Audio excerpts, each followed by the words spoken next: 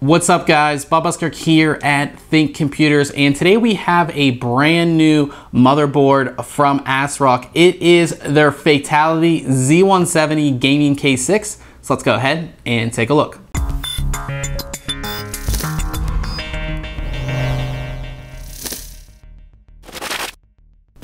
So taking a look at the box here, you can see we have a nice retail box, and instead of doing the more like this way, ASRock has decided to do it more vertical.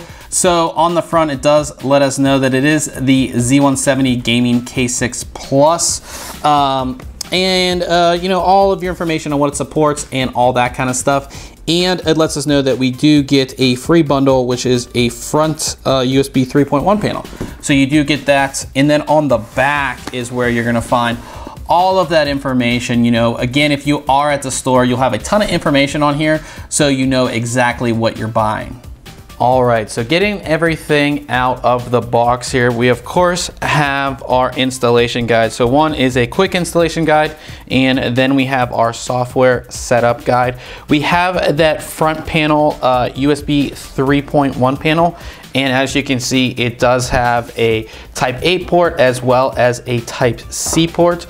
We have our drivers and installation CD, and as I always say, download the drivers off of the website because they are probably newer than what's on the CD. And we do have a little case badge in there. We have our cabling for that front port, or from the front panel. We have 2 bags of SATA cables here, 2 cables in each bag. So you have a total of 4 there. I believe this is part of that front panel USB 3.1. We have our rear IO shield. We have a 2-way SLI bridge, and then we have some screws. Taking a first look at the board here, you can see that we do have that nice Fatal1ty color design. And if you're not familiar with that, as you can see on the board here, we have black and red and a little bit of white as well. So we have sort of this matte black PCB, and then you can see the red and black accents throughout here. We do have pretty cool logo down here, as well as it does say ASRock Fatal1ty as well over here on the IO cover, and you see the Z170 logo right there on these heat sinks. Starting here at the CPU socket, we have Intel's LGA 1151 socket, and that of course supports Intel's latest Skylake processors. Around there you can see we do have our power delivery components, and this motherboard has a 12-phase all digital power design. You can see that these power delivery components are covered by these 2 large heat sinks here, and the heat sinks are connected with a heat pipe. Up top here, at the top of the frame, if you guys can see, we have our 8-pin EPS connector. And looking here, we can see our CPU fan headers here. So we have 2. We have a CPU fan header, and then we have our optional or second CPU fan header right there. Moving over to the side of the board here, we have our DDR4 memory slots, and they are color-coded for dual channel operation.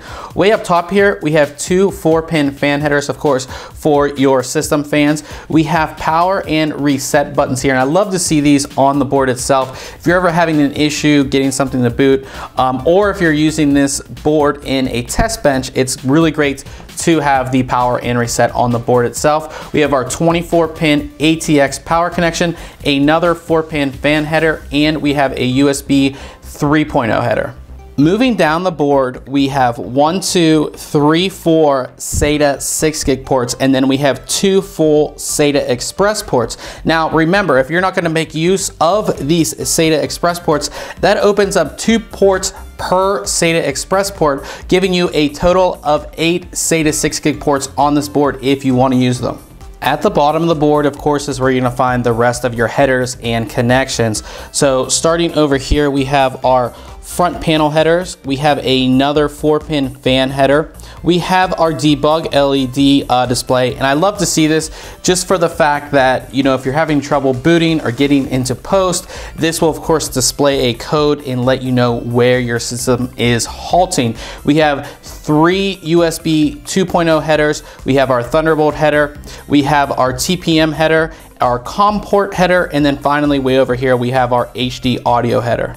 Along the far end of the board here, we do have ASRock's Purity Sound 3 audio solution. Now, most of this audio solution is covered up here by this armor or whatever you want to call it right there. But we can see the high grade audio capacitors right here. But the Purity Sound 2, of course, is based off Realtek's ALC1150 codec, giving you 7.1 channel audio. It also features a headset amplifier, and again, you can't see it, but the entire audio section is separated from the rest of the motherboard, so you have complete PCB isolation. Moving on to our expansion slots, we have 1, 2, 3 PCI Express 3.0 X16 slots, and then we have 1, 2, 3 PCI Express X1 slots. Now, the X16 slots, the way it will work, if you have a single card installed up here, it's gonna run at X16 speeds at all times. If you have 2 cards installed, slots 1 and 2 here,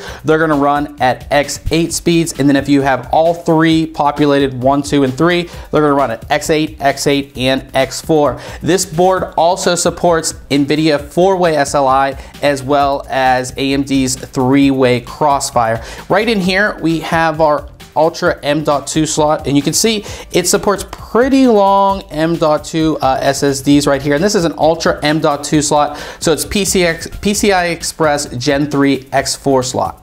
On to the rear I/O, we have a PS2 port. We have 1, 2, 3, 4, 5, 6 USB 3.0 ports, and one of these ports is actually the Fatal1ty gaming port, and it's this one right here that is below the PS2 port. And the Fatal1ty gaming port actually allows you to change your polling rate on your mouse with the ASRock software. It automatically will set your polling rate to 500 Hertz, which is the preferred polling rate for Fatal1ty, but the software also allows you to go ahead and change that. We have our clear Cmos button right here, and I love to see these on motherboards. It's so much easier to press that button than changing a header, and I love to see it on the rear I/O back here, for the fact that you don't have to go ahead and open up your case to clear your Cmos.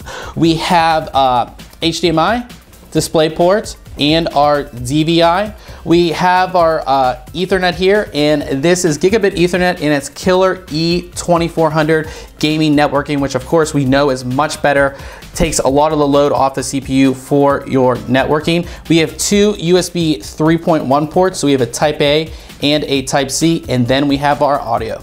So this wraps it up for our quick unboxing and overview of the ASRock Fatal1ty Z170 Gaming K6 Plus motherboard. Now make sure you check back very soon on ThinkComputers.org as we'll have our full written review. Till next time, catch you guys later.